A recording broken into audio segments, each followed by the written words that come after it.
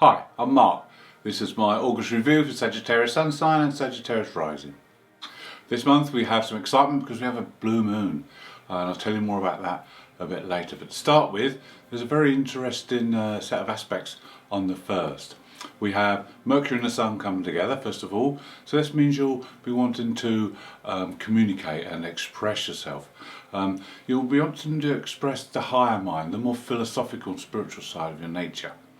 Now this may be at odds with the lower, more mundane side of things, because Saturn is there in the 3rd house.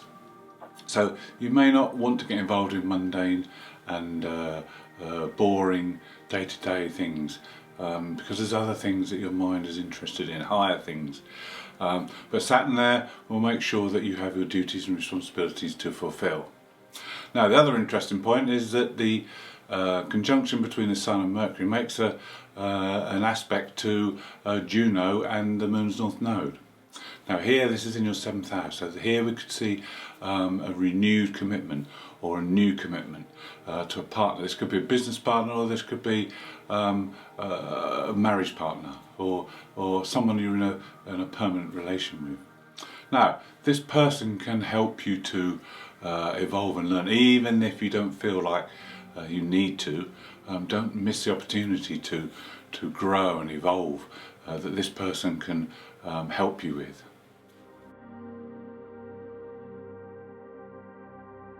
On the 2nd, you'll need to generate some excitement or something new within your work and daily routines, because Venus makes an aspect to Uranus, and the boring mundane will not suffice on a day like this.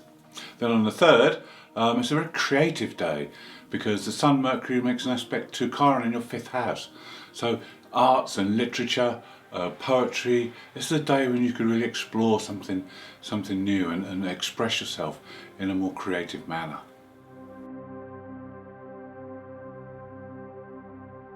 Your daily routines come under the microscope again when on the 4th Mercury makes an aspect to Uranus in that 6th house. There might be new ideas coming along now, because your mind will be excited. It will be willing to look at things in a different way. It will be willing to look at your routines and think, well, how can I do this better? Or how can I do this more easily? And on the 6th, the Sun makes the same aspect. So this time you can put more energy into making those changes. Now if there are any disruptions, it means that you're not quite getting things right, and you need to make some adjustments so they run smoothly.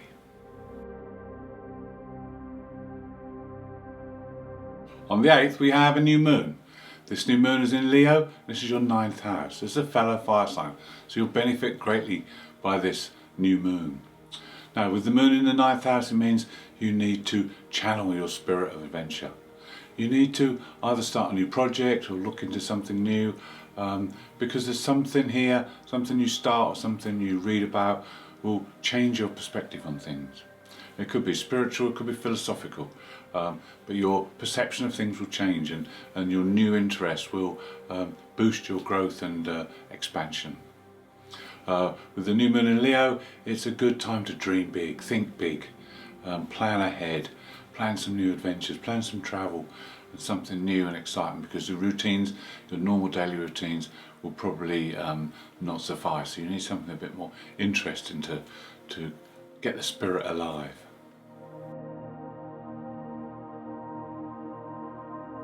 On the 9th you could have a beautiful romantic experience. Now this could be at home with your partner, or this could be at work or in public, where you could meet someone new. Then on the 10th, Mars makes an aspect to the Moon's North Node.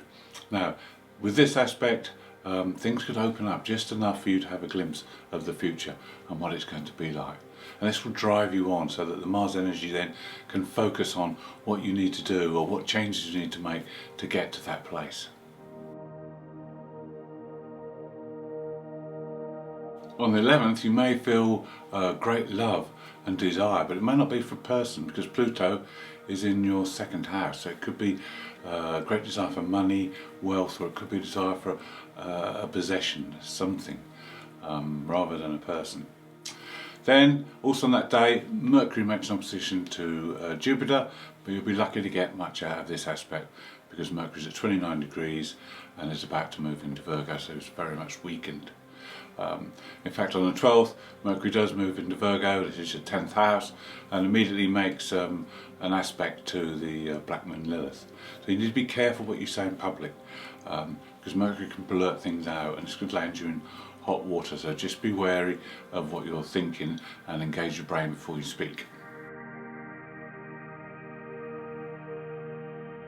On the 16th, Mercury makes an aspect to the North Node, and here you may have an opportunity. There may be a door open, your partner or someone close to you may show you a door that's open. Don't overanalyze it, don't talk yourself out of it, just go through that door and take a leap of faith. And then 2 days later, Mercury catches up to Mars. He's running very fast to catch him because he needs this Mars energy now.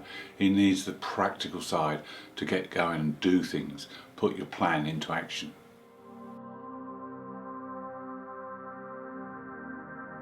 Also on the 18th, Venus makes a positive aspect to the Black Moon Lilith. And this is a day when you could make new friends, you could join or become a member of a new group, and this will be very beneficial for you. This is a time when you need help and input from others. Then on the next day we have an aspect between the Sun and Jupiter. Now the Sun at this point is at the top of your chart, it's the highest planet, so you really are on top of the world. This is a very optimistic and confident day for you, so it's a good day to achieve whatever it is you want to achieve.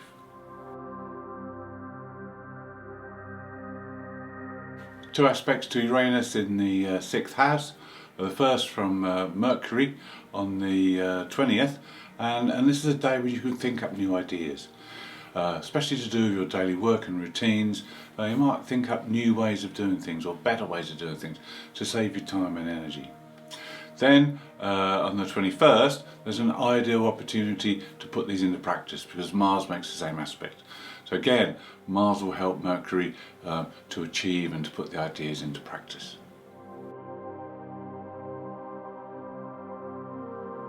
Also on the 21st, Venus makes an aspect to the Moon's North Node, and this time you can expect synchronicity. This is what Jung called meaningful coincidences. You need to investigate these if they happen. 22nd sees the blue moon.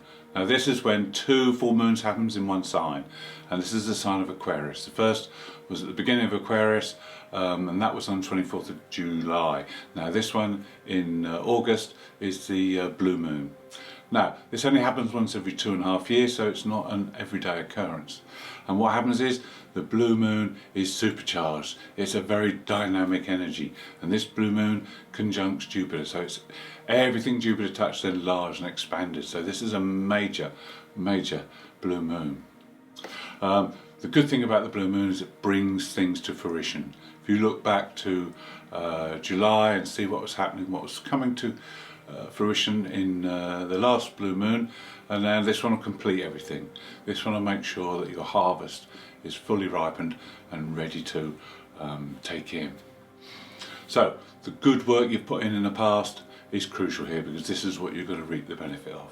If you haven't done what you should have, then your seeds have fallen on stony ground and the harvest will be very minimal.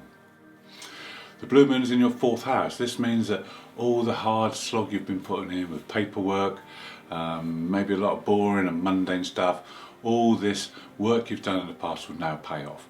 And this will free you up now to have some fun and adventure. The other aspect of this blue moon is in Aquarius, so it will heighten the mind.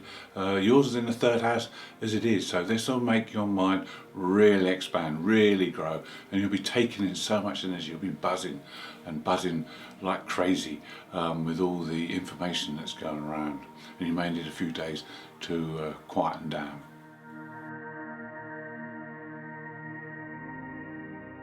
On the 24th, things should have calmed down a little bit after the blue moon, and Mercury makes an aspect to Neptune. This will allow you to get a better perception of things and see things more clearly. On the 26th, the Sun makes an aspect to the Black Moon Lilith. Now the Sun shines a light on the shadow side, and the shadow side will be exposed. You'll be able to see everything clearly. And this is a time when you need to sort it, get things done, make sure all these things that the Sun has highlighted are tidied up. Also on that day, there's an aspect between Mercury and Pluto, so it's a good time to delve beneath the surface and see again where you need to make changes going forward. Also on the 26th, Venus makes opposition to Chiron. Chiron's in that 5th house, so again this is a time when you can express yourself creatively and you can heal any old wounds in a creative manner. The other thing is you can look at priorities in your life for this aspect and see where you need to make those changes again. And then the last aspect on the 28th is an aspect from the Sun to the Moon's nodes. Now the Sun makes a square to the 2 nodes, and this is a good time to get balance in your life against your needs in the past and others' needs in the future. The best way to handle this is to be in the here and now. This will help you with the best form of balance, and then you can look at what you need and what the needs are of others, because the North Node in your 7th house means the needs of others are very important, and you can gain more and you'll get further with the help and assistance of other people. Thank you for watching. I hope you've enjoyed the review. If you'd like to see more, please subscribe. If you'd like to leave me a comment, I'll be glad to hear from you.